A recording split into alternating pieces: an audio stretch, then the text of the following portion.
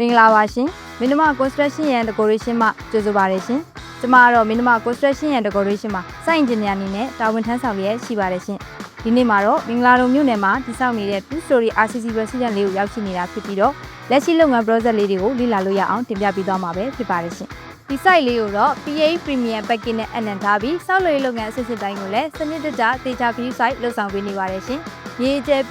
150မှာဘေဒင်ဆိုင်ပေ90-53မျိုးတိဆောက်ထားပြီးကားပါကင်နေရာကိုလည်းတည်တံ့ထွက်သွင်းပေးထားပါတယ်ရှင်။ကျမတို့မင်းမ construction and decoration မှာအခြေခံရေးကြီးဆုံးဖြစ်တဲ့ foundation ပိုင်းအတွက်မြေသားအခြေအနေကိုတိကျစွာသိရှိစေရန် soil test စစ်ဆေးပြီးမှရရှိလာတဲ့ result ပုံမူတည်ပြီးတင့်လျော်တဲ့ foundation မျိုးစားကိုအသုံးပြုပေးထားပါတယ်ရှင်။ဒီ site မှာဆိုရင် iso footing system နဲ့ combined footing system ကိုအသုံးပြုပြီးတော့ခိုင်မာမှုနဲ့တည်ငြိမ်မှုကိုဦးစားပေးထားပါတယ်ရှင်။ဒီလိုစနစ်တကျတွက်ချက်ထားတဲ့ foundation system ကြောင့်မလို့အဆောက်အဦရဲ့ရည်ချေခိုင်ခန့်မှုဟာဆိုရင်လည်းလုံခြုံစိတ်ချရမှာပဲဖြစ်ပါတယ်ရှင်။ဒီ site လေးရဲ့မြေနေထားဆိုရင်တော့ကဝေမြေမျိုးစားဖြစ်ပေမဲ့ soil test စစ်ဆေးချက်အရကျမတို့ structure design team ကတွက်ချက်ပေးထားတဲ့ foundation တက်ဟာဆိုရင် neutral ground level ကနေ10 ပေထိရှိပါတယ်ရှင်။ short column ရဲ့ main bar ကိုလက်ပင်ဆက်တဲ့နေရာမှာလည်းငလင်းတန်းခနိုင်တဲ့အဆောက်အဦဖြစ်စေဖို့အထူး view site ဆောင်ရွက်ပေးထားပါတယ်ရှင်။မင်းတို့ construction ရဲ့ decoration မှာ project တစ်ခုချင်းစီတိုင်းကိုတာဝန်ယူစီမံနိုင်ရန် site တိုင်းမှာ site engineer site supervisor တူဦးချင်းစီကတာဝန်ယူဆောင်ရွက်ပေးနေပါတယ်ရှင်။ဒီလိုစီမံထားတဲ့ဆောင်ရွက်ချက်တွေကြောင့်မလို့ဆောက်လုပ်ရေးလုပ်ငန်းတိုင်းမှာလည်း quality ကိုထိန်းသိမ်းနိုင်ပြီးတော့ပစ္စည်းလေလင်းတွေက client တွေရဲ့လိုအပ်ချက်တွေကိုလည်းအချိန်မီဆောင်ရွက်ပေးနိုင်မှာပဲဖြစ်ပါတယ်ရှင်။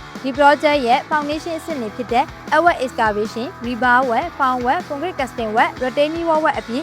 filling, sub filling တွေကိုအဆင့်လိုက်စနစ်တကျဆောင်ရွက်ပြီးစီးပြီးဖြစ်ပါတယ်ရှင်။လက်ရှိမှာတော့ပထမထပ်ဆက်လက်ကွန်ကရစ်လောင်ခြင်းလုပ်ငန်းကိုဆောင်ရွက်ပြီးစီးပြီးဖြစ်ပါတယ်ရှင်။ပထမထပ်ဆက်လက်ကွန်ကရစ်လောင်ခြင်းလုပ်ငန်းဆောင်ရွက်ပြီးစီးပြီးဖြစ်တော့ကြောင့်အမိုးဆက်လက်လုပ်ငန်းနဲ့တန်ရှိနေတဲ့လုပ်ငန်းများကိုဆက်လက်လုပ်ဆောင်နိုင်ရန်တာဝန်ရှိ engineer များ scale labor များမှာ quality standard နဲ့အညီဆက်လက်လုပ်ဆောင်သွားမှာဖြစ်ပါတယ်ရှင်။မင်းမ construction and decoration ရဲ့အခြေခံအဓိကထားတဲ့အချက်တွေဖြစ်တဲ့ safety, quality တိုင်းလိုင်းကိုဦးစားပေးပြီးဆောက်လုပ်ရေးလုပ်ငန်းအဆင့်ဆင့်တိုင်းကိုစနစ်တကျဆောင်ရွက်ပေးနေပါတယ်ရှင်။ဒီ project ကြီးကိုလည်းကျမတို့မင်းတို့အသင်းကအိမ်ရှင်တွေစိတ်ချမ်းသာပြီးရုံကြည်ကြည်နဲ့နေနိုင်မယ့်အိမ်တစ်လုံးဖြစ်လာအောင်ဆက်လက်ပုံဖော်ပေးသွားမှာပဲဖြစ်ပါတယ်ရှင်။ခုလိုအချိန်ပေးပြီးကြည့်ရှုပေးတဲ့အတွက်ကျေးဇူးအများကြီးတင်ပါတယ်ရှင်။အိမ်ဆောက်ဖို့ဆိုစိတ်သာချခိုင်ခန့်လာပမင်းတို့